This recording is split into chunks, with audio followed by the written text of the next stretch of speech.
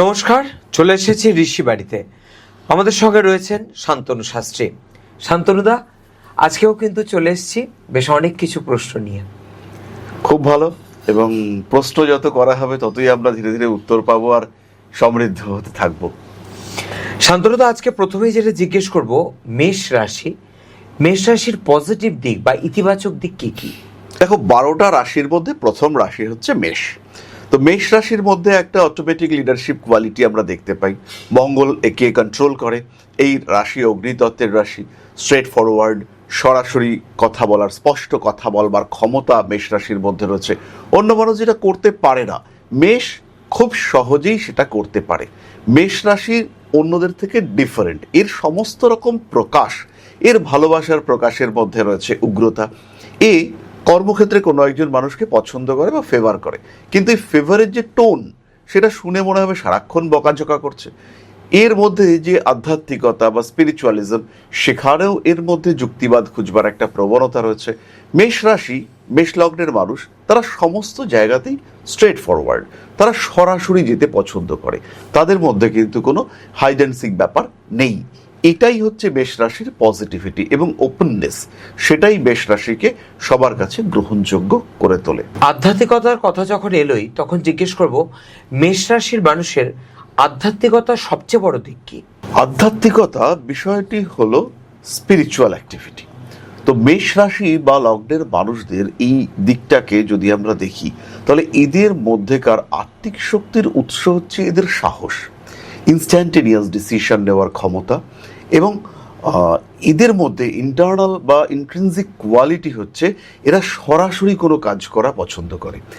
এর জন্য এরা কখনো মাথা গরম করে ফেলে, কখনো প্রচণ্ড রেগে যায়। কিন্তু যদি এই রেগে যাওয়া ব্যাপারটাকে কন্ট্রোল করা যায়, তাহলে মেষ রাশি বা লগ্নের মানুষ তারা এগিয়ে যাবে। মেষ রাশি বা লগ্নের মানুষ যে সারাক্ষণ পুজো করবে, সারাক্ষণ ধর্ম করবে, এরকম একদম নয়। এদের কাছে ধর্ম আর কর্ম, তাতে কিন্তু ডিফারেন্স নেই। কিন্তু এই মাথা গরম করে ফেলা, এটা এদের আধ্যাত্মিকতা বিষয়টাকে ক্রমাগত নষ্ট করে ফেলে। তাহলে শান্তনুদা, এই মেষ রাশির মানুষের রাগ নিয়ন্ত্রণের উপায়টা কি? রাগ নিয়ন্ত্রণের উপায় হচ্ছে প্রথমত আত্মসংযম, দ্বিতীয়ত ধৈর্য ধরার চেষ্টা। মেষ রাশি বা লগ্নের মানুষদের উদ্যমের কোনো অভাব নেই। এই উদ্যমকে সঠিক পথে পরিচালিত করা, এটাই হচ্ছে তার ক্রোধ নিয়ন্ত্রণের রাস্তা।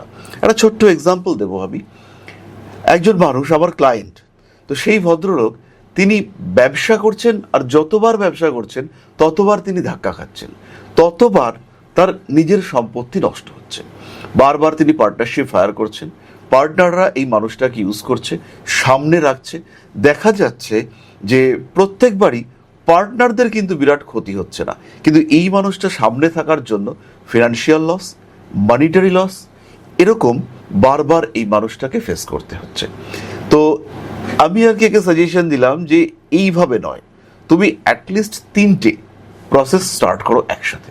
Plan A, plan B, plan C. Without any partner তুমি এমপ্লয়ি হায়ার করো, বাট নট পার্টনার। যেখানে তোমার টাকা তুমি খরচা করছো, সেখানে কিসের বন্ধুপ্রীতি? জায়গা তোমার, টাকা তোমার, তাহলে বন্ধুর কোনো প্রয়োজন নেই।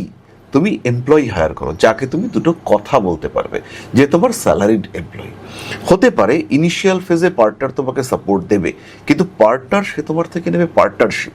তো ভদ্রলোক ব্যাপারটা বুঝতে পারলেন, তো উনি একটা লোন নিলেন। লোনটাও হয়ে গেল। ওনার যে চরম অ্যাক্টিভিটি, উনি ছোটাছুটি করে লোনটা পেয়ে গেলেন। পেয়ে যাওয়ার পরে এই প্রসেসে উনি শুরু করলেন 3টে ব্যবসা একসাথে। তার মধ্যে প্রথম ব্যবসা দাঁড়ালো না, দ্বিতীয় ব্যবসা কোনো রকমে চলতে লাগলো, কিন্তু আলটিমেটলি থার্ড বিজনেসে উনি রান করাতে পারলেন। এবং রান করানোর যে উৎস, সেটা হচ্ছে এই প্রথম বিজনেসের যারা এমপ্লয়ি ছিল, তাদেরকে উনি এনে এই থার্ড বিজনেসে ইনক্লুড করিয়ে দিলেন।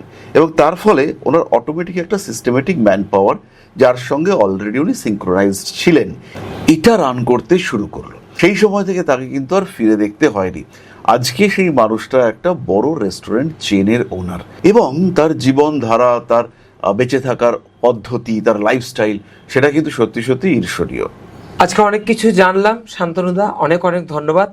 আর আপনাদেরও বলবো, দেখতে থাকুন ঋষি বাড়ির অনুষ্ঠান। পরবর্তী পর্বে আবারও নতুন কোনো রাশি নিয়ে জানাবো বিস্তারিত আপনাদের।